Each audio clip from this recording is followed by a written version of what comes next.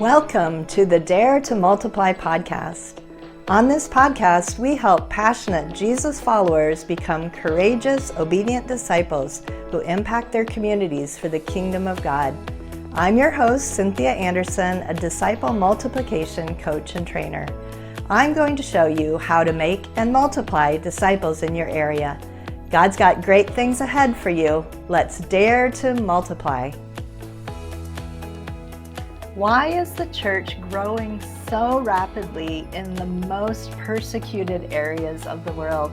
Why is it that movements tend to emerge there where persecution is kind of a normal part of life? Today, I am talking on this podcast, this episode, with Todd Nettleton, the host of Voice of the Martyrs Radio.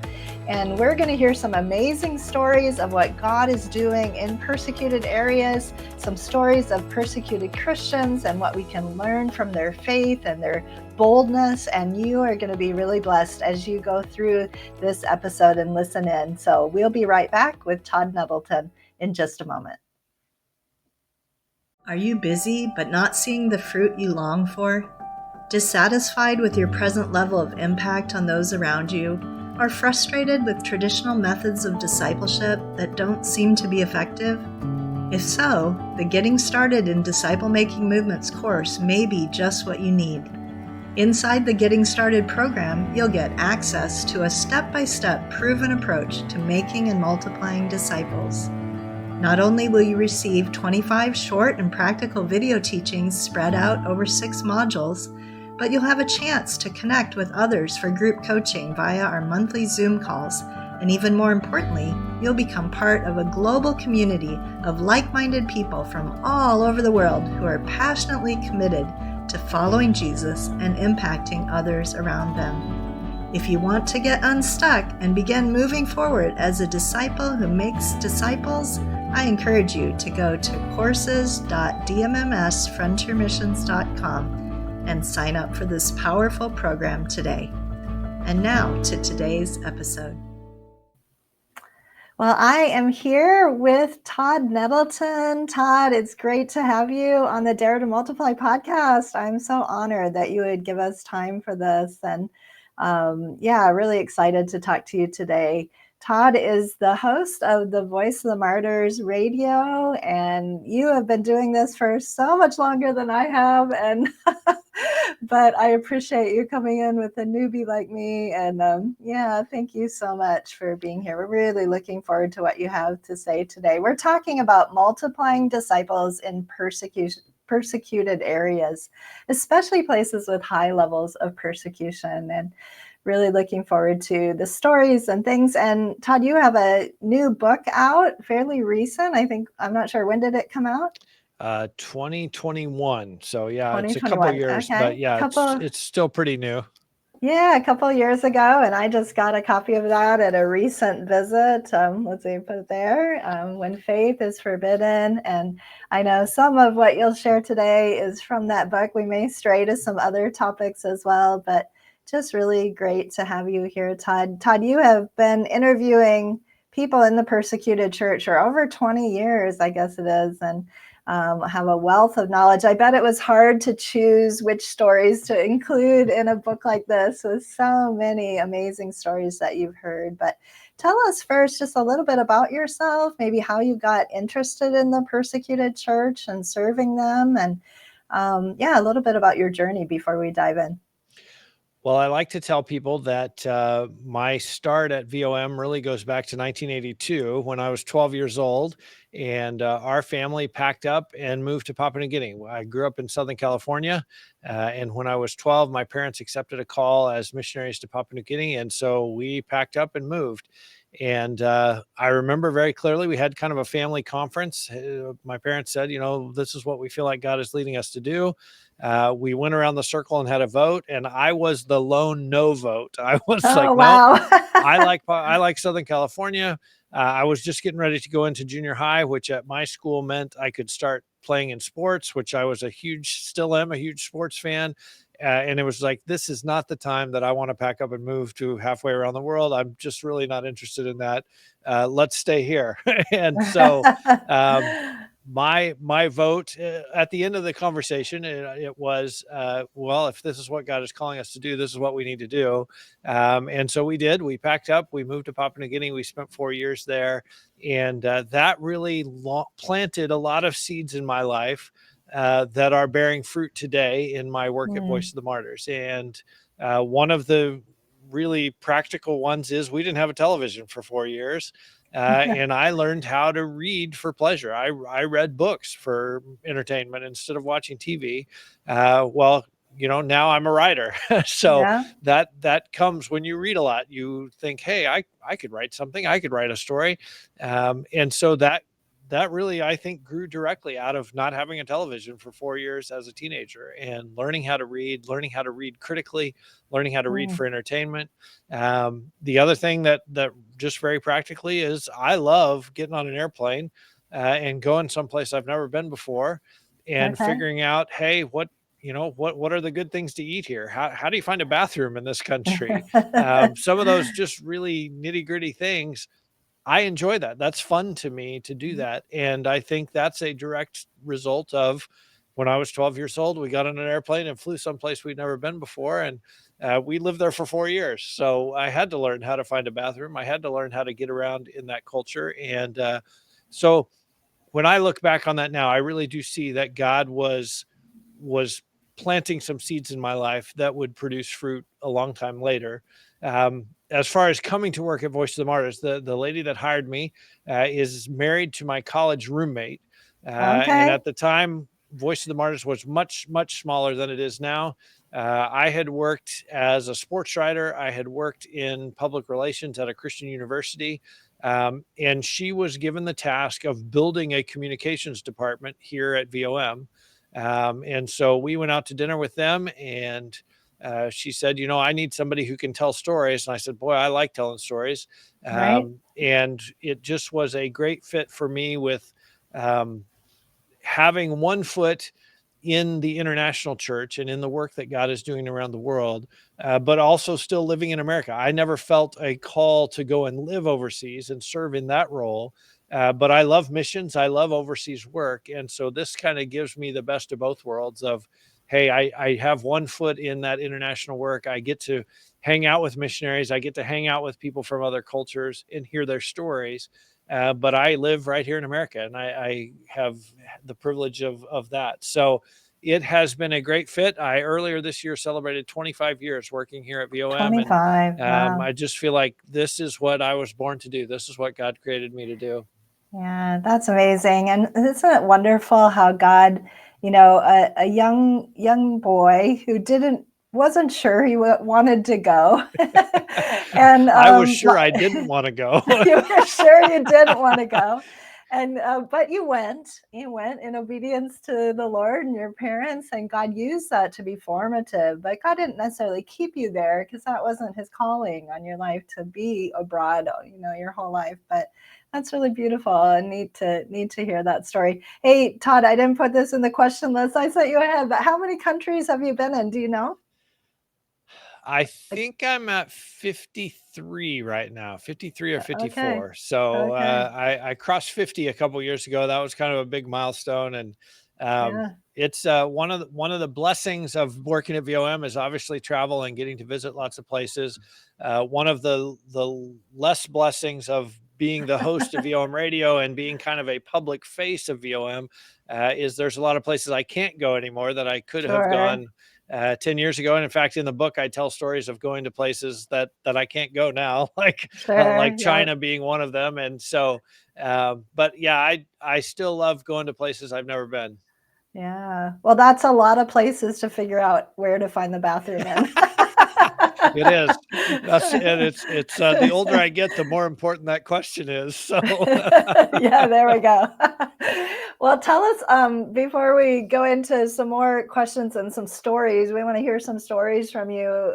This book in particular, When Faith is Forbidden, 40 Days on the Front Lines with Persecuted Christians. What was it that really motivated you to get this particular book out there and, in a place where people could read it and learn from it?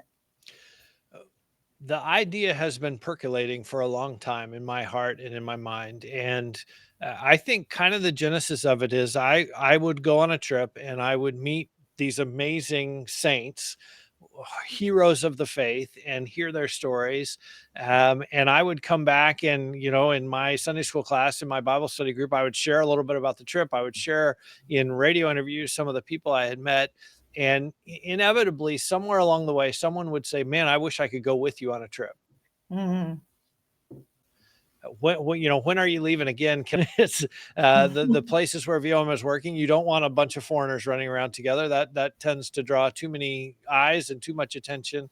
But that really was the genesis for the idea of the book. Is what if you could go with me on a trip Mm. through the pages of a book? And so that's really how the book is written, is kind of as an invitation. Hey, why don't you come with me for 40 days?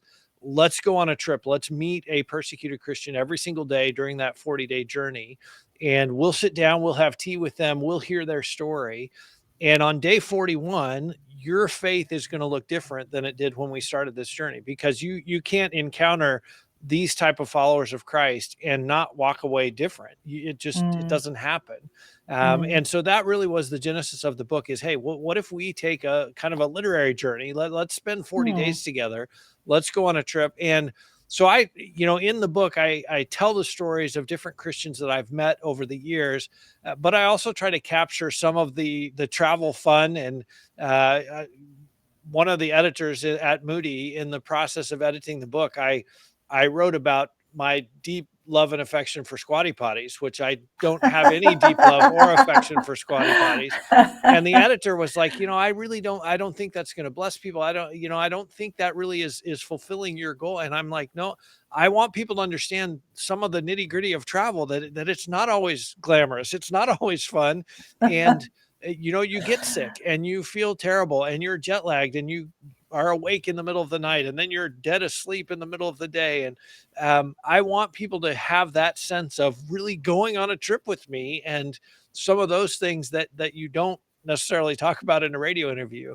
Right. So that the book is designed to be, hey, we're going on a trip together and we're going to experience these amazing saints, and we're going to experience some of the fun of airplane travel and some of the fun of different cultures and different foods, because I really want it to feel like we are traveling together. Right. Yeah. And I had noticed that as well, kind of that personal touch. And you share some of your own journals. And there's a place where the reader can journal. I've been reading through the book and I'm not quite finished, but been enjoying it. And and we'll put in the show notes more about that at the end. But a lot of those who listen to the Dare to Multiply podcast, some of them actually live in persecuted areas themselves. We have people all across Africa and Asia, as well as the Western world. And we especially want to talk about, what does it look like to multiply disciples in a persecuted area? And I would love if you just go ahead and dive into one of the stories, maybe one from the book or another story of someone from the persecuted church that maybe particularly impressed you, or even how that affected you personally in your own walk with the Lord. That'd be awesome. Well, there is a story in the book. The story of Iman in Iran is one of my favorites. And I always have trouble saying one of my favorites, because these 40 stories are my favorites. So it is one of my favorites because it's in the book. It's one of those 40. But Iman, as he began to share his testimony, and I had the chance, he's from Iran, I'm from America. I can't really go to Iran. He can't really come to America. So we met up in another country where both of us could get a visa. And as I sat down with him to hear his story, he said, "Now, I want you to understand, I'm a really competitive person." And I was like, "Oh, yeah, no, that's nice." And he's like, no, you got to understand, I'm a really competitive person. He said, when I was in the Iranian military during the Iran-Iraq war, I told my commander, "Listen, you send me to the place where the fighting is the fiercest. If I can't die as a martyr for my country in the next 24 hours, I don't even want to waste my time." And he said, "When I was a thief, I wanted to steal more than anyone else was stealing. And if someone else tried to steal something and got caught, I wanted to go and steal that thing just to show I'm a better thief than they are. I could Oh, steal something that they couldn't steal." And he said, "When I was a drug addict, I wanted to use every drug that there is in the world, and I wanted to use more of every drug than anyone else was using. I wanted to be the best drug addict in Iran." And I'm like, okay, I understand. You're competitive. You're competitive. I get it. Yeah, I get it. I hear what you're saying. And so Iman didn't die in the Iran-Iraq War. He did become a drug addict and was really desperate, really horribly addicted. So much so that his family went on vacation and left him at home. They're like, we don't want to be with you. You stay home and use your drugs, and we're going to go and have fun, and really kind of rejected him. He felt very much rejected by that. And Iman tells the story. He was, at home by himself, addicted to drugs, and he's flipping through channels, and he comes across a Christian satellite TV channel. And the only words he hears as he's just flipping through channels is, "When I gave my heart to Jesus." And he flipped on to the next channel, and he said he thought, what strange people Christians are, that they give away their hearts. Like, who does that? That's the weirdest thing. And the same thing happened a few days later. He's flipping through channels. He's on the Christian channel just long enough to hear someone say, "When I gave my heart to Jesus." And again, he thought, man, weird people, those Christians giving away their hearts. And a couple days after that, he is on the roof of his house. He has smoked all of his crack. He is out of drugs. He's miserable, hating his life, wanting to die, and finally cries out to God, "God, I don't even know if you're real, but would you save me? Save me from this addiction. Save me from myself." And he said, kind of nothing happened. Like he was kind of disappointed. He's like, am I just too dirty and too broken that God can't save me? Or is he rejecting me? So he went off of the roof back into his room. He got into bed. He turned on the TV, and he again began flipping channels. And again, he came to a Christian channel. And again, he heard those same words, "When I gave my heart to Jesus." This time he stayed on the channel long enough to hear what came next. And the person said, "When I gave my heart to Jesus, he saved me." And Iman had been on the roof like an hour before this praying, "God, save me." And now he heard, "When I gave my heart to Jesus, he saved me." And Iman was like, okay, this is the answer. And he said he just knelt, he prayed, he said, "Jesus, save me from myself, save me from my addiction." And Iman told me that he could feel Jesus in the room with him. Like he felt the presence of Christ. And he said, honestly, I didn't open my eyes because I didn't feel like I was worthy to look at Jesus face to face. Like I was so broken and so addicted. I wasn't worthy to see Jesus. So I kept my eyes closed, but I knew he was there. I knew he was right there with me. And Jesus healed him. Jesus healed him from his addiction. He took away the addiction. And that competitive fire that had driven Iman when he was a soldier and when he was a thief and when he was a drug addict now was driving him as a disciple. He was like, I don't want to be an average disciple. I want to be the best disciple. I don't want to be an average witness for Christ. I want to be the best witness, the best evangelist that Jesus has ever had. And from that day forward, his assumption is, if God brings someone across his path, that person is ready to hear the gospel, because why else would God bring them into contact with each other? Because Iman is committed. Every person I talk to, I'm going to share. I'm going to talk about Jesus. I'm going to tell my story. And when I met him, he had been following Jesus for 4 years, and he had led 1,000 people to Christ in that 4 years. And his attitude, again, every single person he talked to, he assumes the Holy Spirit has them ready to hear the gospel, because why else would he be talking to them? As a believer in Iran, as a gospel worker in Iran, you're going to have trouble. And Iman ended up in jail. In fact, he ended up in solitary confinement for 21 days. Then he was moved into the general population. He was in a cell with 100 people. And he was there only about 8 days, but he led 24 of his fellow prisoners to Christ in that 8 days. And when he sent in his ministry report for that month, he sent it into his leaders. And he just said, hey, I presented the gospel to 100 people. 24 of them prayed with me, and they are walking with Jesus now. And it was only a couple weeks later that his leaders came to find out he had been in jail that month. Like he didn't mention that in his report at all. And he said, he's like, I just assumed if God had me in jail, then God had ministry for me to do there. And so I didn't think it was that big a deal where I was doing my ministry. It was just, I was doing my ministry, and 24 people came to Christ. And so Iman is an amazing example of someone who was completely healed. And And his attitude is, I owe God everything. Like, God brought me, he saved me from addiction. He saved me from wanting to kill myself. I owe him everything. So anything I suffer is nothing compared to what I owe Jesus. And so eventually he was released from jail, continued on in ministry. But he is one of the stories in the book that every time I read it, it impacts me of, wow, I can't believe God lets me meet people like Iman, and B, wow, I want to be that faithful. I want to have that same attitude that I want to serve God to the best of my ability as well. Yeah, that's such a great story. And yeah, I love the part about how he really owes God everything. So now it's like every single person I meet, I'm going to assume God's brought them to me. I Yep. think that's a good assumption to make. I mean, it may not be absolutely true, but why not assume that? I mean, why not assume that every person God's placed in your life is there for a reason? God's brought them to you, and his passion to never miss an opportunity. It sounds kind of like the New Testament, never miss an opportunity that God brings to share. It does.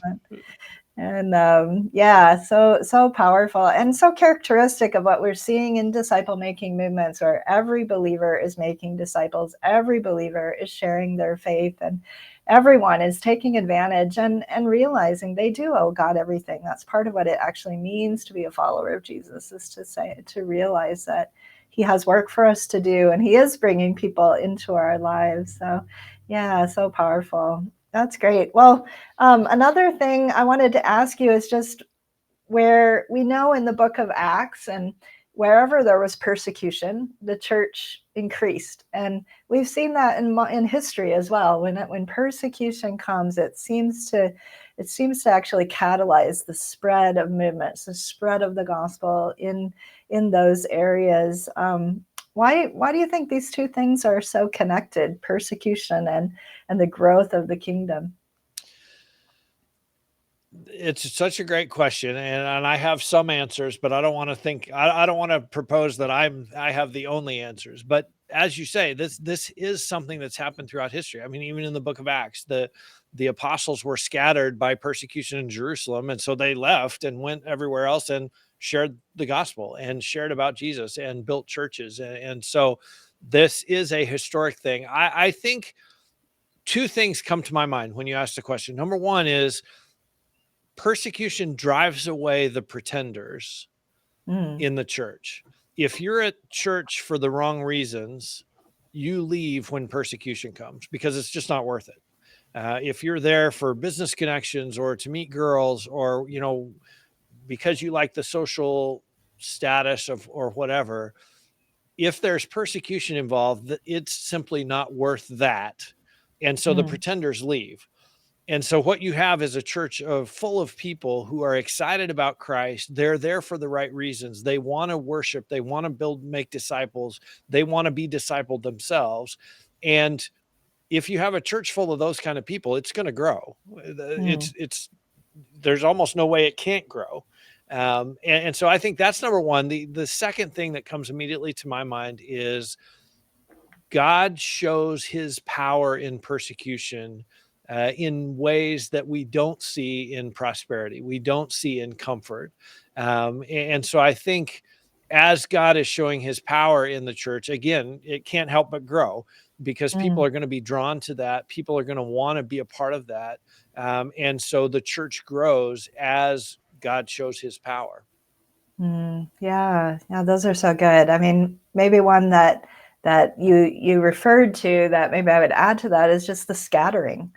Persecution often leads to movement and people moving out of their normal locations, or having to flee. And as they flee, they go sharing. They take Jesus with them. They take Jesus with them, and it catalyzes growth. But yeah, I love that about persecution drives away the pretenders, and God shows his power in persecution in ways that he doesn't in times of comfort. And yeah, we don't want persecution. We don't like persecution. We want to pray that persecution will end in places where it's happening. We love our brothers and sisters, and yet we really can't move away from this truth, can we? That God uses persecution for his glory. He does use it. And,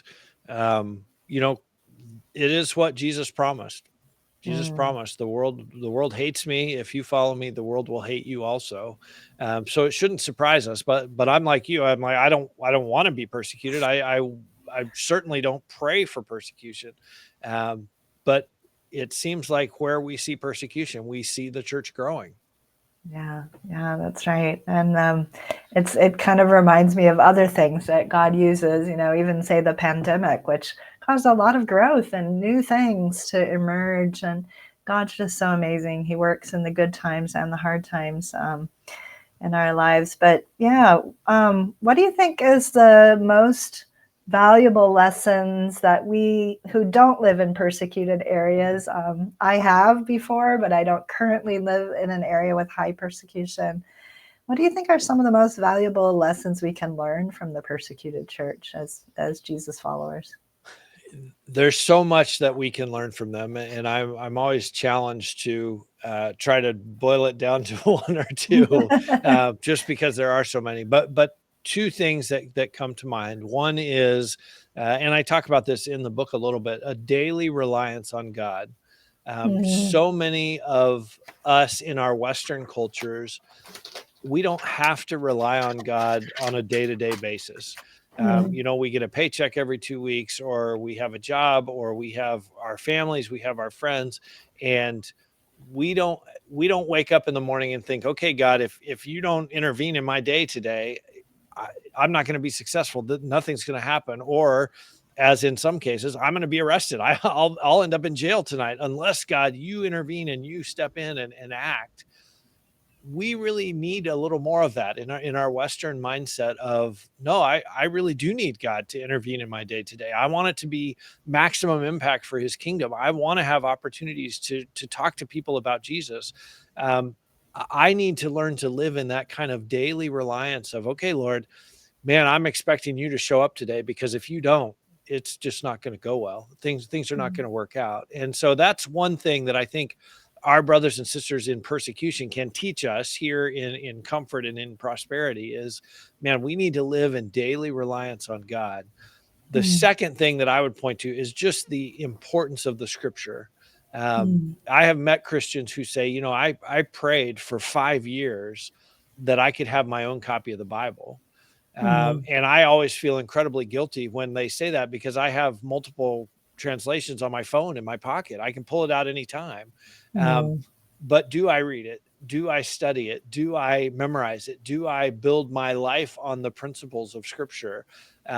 It's easy not to in our context and in our culture. So I think that is a second thing, is just building our lives on God's word, hiding it in our hearts, studying it, just bathing in it on a daily basis is something that our persecuted brothers and sisters, and again, we have the privilege, we have it in our pocket, we have it on our shelves, but we need to be sure that we are using it and allowing it to filter into our lives and to change us from the inside out. So good. Yeah. And I was just talking with one of our movement leaders in a persecuted area the other day on a coaching call, and they said to me, Cynthia, there's really only 3 things we need to be doing. We need to pray, we need to make disciples, and we need to read the Bible. If we just do those 3 things, things will tend to work out. Amazing what God's going to do, Amen. And we complicate our lives with so many things, but it really stuck with me. I thought, that's so true. If I can just spend more time in prayer and more time in his word and actively making disciples myself, amazing what God will do with the simplicity of obedience in those 3 really key areas. So that I was reminded of that by what you said, and daily reliance on God. Wow. I personally feel like as American Christians, and maybe some who are living and working in other parts, of the world that don't have as high of persecution in their area, we need to step out into some risky things that make us more dependent, don't we? I mean, there are risks to be taken, even if you live in Iowa. Maybe the risk is to go meet your neighbor and start a conversation about Jesus, and that may not cause persecution, but take some risks that cause us, to be more dependent. So, yeah, so good. Well, yeah, tell us another story, if you would, especially if you have a story. I'm thinking of those who are listening from Africa and Asia, a story of persecution, but maybe how that led to movement or led to multiplication of disciples in particular. Well, let me share the story of Sister Tong, because it's one of my favorites. Again, another one of my favorites. Sister Tong was the host of a house church meeting in China. And at the time, this was several years ago that I was there and met her.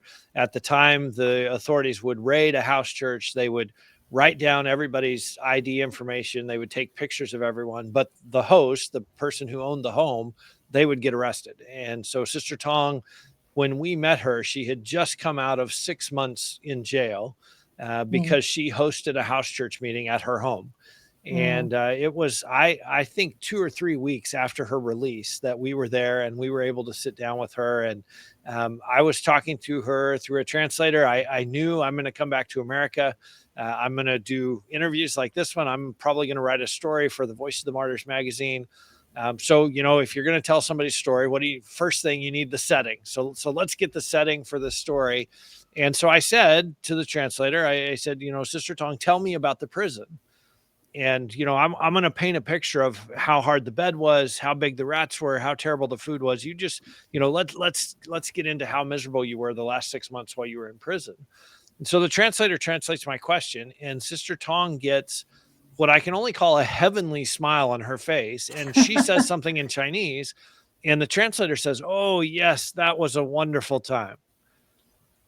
And I honestly, I looked at the translator. I'm like, "Are you sure you understood my question? Like, I'm asking about prison, and nobody would ever describe prison as a wonderful time. Are you sure?" Yes, I understood your question. Are you sure Sister Tong understood what I was asking? Yeah, she understood. And I'm like, okay, well, you better explain yourself. And what Sister Tong said was, during that 6 months that I was in prison, Jesus was so close to me and so real to me in that prison cell in a way that I had never experienced his presence before. He was just right there with me every single day, every step of the way. And she said, you know what else? There were some ladies in the cell with me. And when I got there, they didn't know Jesus. But today they are disciples. They are walking with Jesus. And I got to be the one who introduced them. I got to be the one to tell them about Jesus. So Jesus was with me, and Jesus gave me a ministry to do. Why wouldn't that be a wonderful time? Well, how could it not be a wonderful time? Jesus is with me. He's got a ministry for me to do there. And so the challenge that I took out of the story, and the challenge I offer to readers in the book is, okay, well, what is there in our lives that could be a wonderful time if we would sort of borrow Sister Tong's glasses and look at it through her eyes? Is Jesus there with me? Yes, we believe Jesus is with us everywhere we go. Does he have a ministry for me to do? Probably. I might have to open my eyes and kind of look for it a little bit. And none of us would wish to be in a Chinese prison for 6 months. None of us would wish to be in an emergency room or an unemployment line or, someplace else that we might not want to be. But is Jesus with us? Does he have a ministry for us to do in that place? Okay, then that can be a wonderful time. And I've tried to put that into practice, and I would challenge our listeners, try to put that into practice. Okay, Jesus, I know you're here. I want to be with you while you're here and while I'm here. What ministry do you have for me to do? What person do you have for me to talk to? And that's the challenge of Sister Tong. And I think it's a challenge for all of us, especially in situations we don't want to be in, because, our first prayer in that situation is typically, Lord, get me out of here, rescue me from this situation. It is not typically, Lord, who's here that you want me to talk to? Who's here that you want me to reach, that you've prepared to hear the gospel today? And so it's a little bit of a change of mindset for us to say, okay, Lord, what do you want me to do here? Instead of, okay, Lord, get me out of here as quick as possible. Yeah, that's so good and so powerful and applicable to so many different people's situations. And it may be a health issue that makes you have to go to physical therapy, or who's there that, God's put into your life that, like Iman, you could be sharing with, or, Amen. How could God use you in your difficulty and in the circumstance he's placed you in. And another thing that really strikes me, Todd, as we've talked today is I don't hear you talking about fear. Those who have been imprisoned, and I'm sure suffered terribly there, even if they didn't talk about it, some of the things that they went through, and beatings and horrible conditions. But I don't hear you talking about fear, and or fear of returning there, because their perspective had shifted to how close Jesus was and how he could use me here, and they were active in taking advantage of those opportunities. And It's interesting you mentioned that. I believe it was the same trip that I met Sister Tong. I also met a college-age Chinese Christian woman, young lady, who also hosted a house church at her apartment. And I asked her, are you afraid that what you're doing is illegal? The police could come in. And she said, yes, I'm afraid. And my ears kind of perked up, because like it's like, wait a minute, what? I don't normally hear people tell me they are afraid. And so we talked a little bit about that. And then as we left, her pastor, who had taken me to meet with her, he said, she's afraid because she's never been arrested before. Oh, wow. Once you get arrested and you go to prison and you get interrogated and you realize, Jesus really does show up in those circumstances. The promise in the Bible that Jesus will give you the words to say is a promise you can count on, and you can take that to the bank that he will do that. He said once she's arrested the first time, she won't be afraid anymore, because she will have seen that God shows up.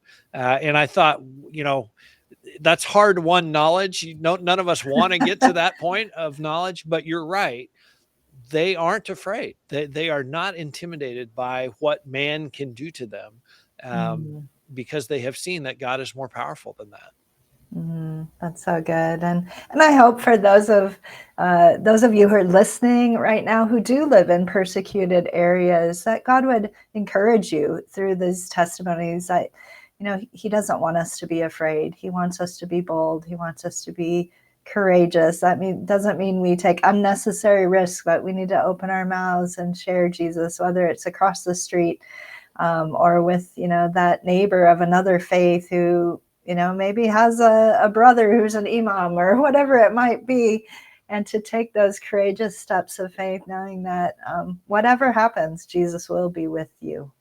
And he's going to show up, and maybe some of that anxiety and fear will leave as we go through those circumstances, and he walks with us. So good.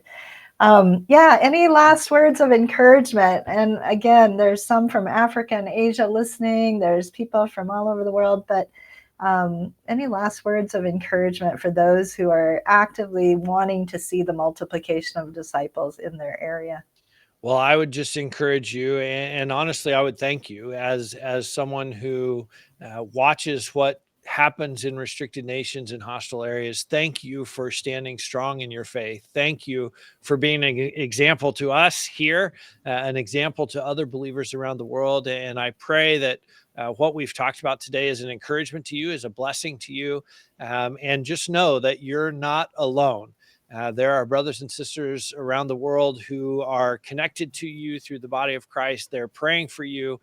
They are standing with you. They're standing in their situation as an example, as an encouragement to you. You're standing in your situation as an encouragement to us, as an encouragement to other believers around the world. And I would just say thank you for your faithfulness. Thank you, Todd. And thank you for what you do and what Voice of the Martyrs does. You guys have been a wonderful partner to so many around the world who are working in persecuted areas, and especially in raising prayer, being our voice in a sense. And so appreciate you personally and the ministry of VOM. How can people who might want a copy of this book, how can they get a hold of it? How can they connect with VOM if they want to pray for the persecuted church? Tell us a little bit about that. Couple of things I would point to. One is our website, persecution.com. It is an easy one to remember, persecution.com. And actually, my book is on the front page right now under the resources Okay. tab. So you can get a copy of the book at persecution.com. The other thing I would point people to is vomradio.net. That is the home of our podcast. And so I would encourage you come and listen. We talk. In fact, Cynthia has been our guest twice. So you can start with those episodes and go out from there. One final thing, we have an app. It is just called the VOM app. Wherever you download apps, you can find it. And every day there is a new prayer request for persecuted Christians around the world. There is a multitude of resources, books and videos and audio. VOM Radio is available in the app. So that is a great tool to help you pray for persecuted Christians around the world. And again, you can find it. Just search for VOM or search for Voice of the Martyrs in whatever app store you use. Thank you so much. And I didn't know about the app. I'll have to get a copy of that, or get it on my phone. I should say, you don't get copies of apps here. But I will look for that. And I encourage those of you who are listening, praying for the persecuted church can be a habit in your life that will inspire and encourage your own faith. And it really makes a difference. God is using the prayers of his saints to come alongside. Why is Jesus showing up and angels showing up in these situations? It's because people like you and like me have prayed and have released those that presence of Jesus to go.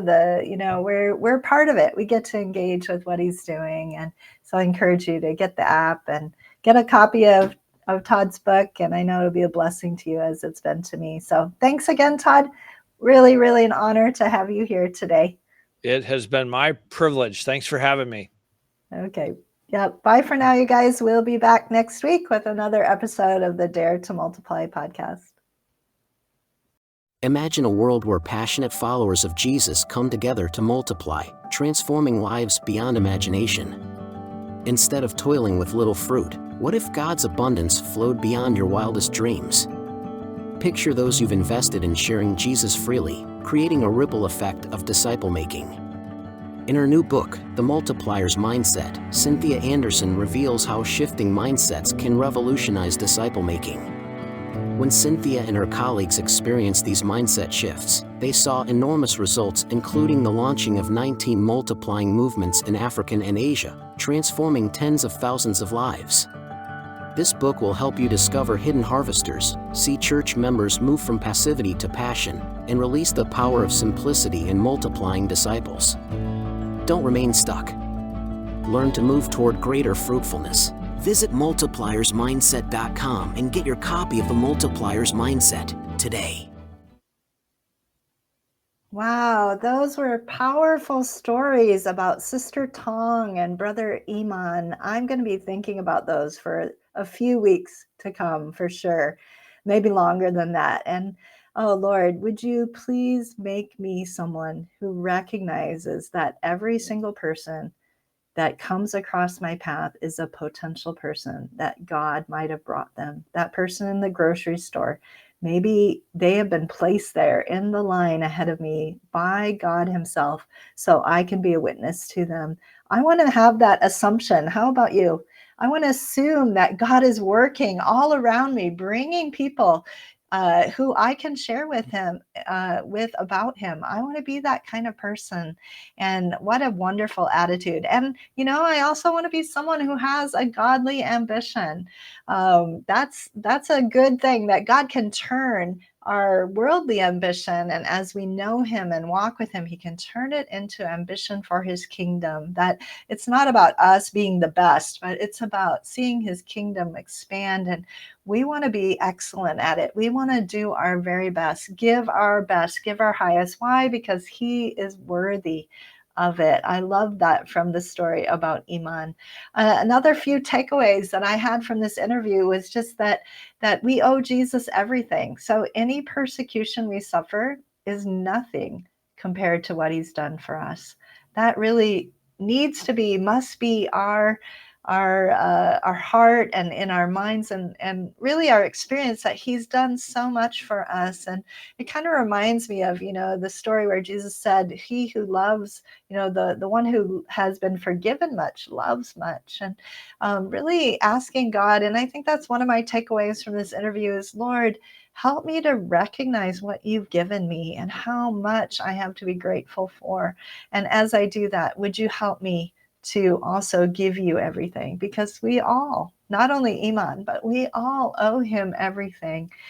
We owe him our allegiance. We owe him boldness. We owe him living out our faith on purpose, living it out loud in front of others. And another thing is just the daily reliance on God. And I hope that you've been challenged by this interview, by these stories, wherever you happen to live in the world, and that you've been challenged to draw near and say, God, whatever I am going through, I ask you to reveal yourself to me. I want to experience your presence in this difficulty. I want to experience your presence today, and I want to be used of you to take advantage of the opportunities that are here in this trial or in this crisis. If somebody can be in prison and look around them and say, God might have placed me here, that God has allowed me to be here, and I'm going to use these opportunities that he's given me to share my faith with these people around me. How much more, if we're not in prison, can we be people who take advantage of the opportunities he's given us, even through our hardships? The people that he places in our lives through the things that we're going through. I think about my mom, who was in a nursing home for a while after she fell and broke her leg, and the nurses' aides and the people that were there, and people that she would never have an opportunity to talk about Jesus with, but because of her pain, there was new opportunities and people that she had a chance to pray with and share her faith with. And so let's do that. That's our takeaway this week. Let's look for opportunities that might be there in our even hardships and see what we can do to partner with God and see his kingdom expand through that. And also, I can't leave this podcast today without also just giving us that assignment. Would you pause even right now and pray for your brothers and sisters in the persecuted church, those who are in prison, those who have recently had family members who've been martyred, those who are living in places of great danger? Let's pause and let's pray for them right now. Just as soon as this podcast finishes, let's pray for the persecuted church. And head over to VOM's persecution.com website, download the app, and let's be people who are praying and standing with our brothers and sisters in Christ who are struggling around the world. God bless you guys. We'll be back next week with another podcast. That's all we've got for this episode of the Dare to Multiply podcast. One thing that would really help both us and other new potential listeners is for you to rate this show and leave a comment in iTunes, on Spotify, YouTube, or wherever you tune in to listen. Also, make sure to link up with us at dmmsfrontiermissions.com/blog on social media, and please just share this podcast with anyone you think might enjoy it. Until next time, remember, God's dreams for us are always bigger than we can imagine.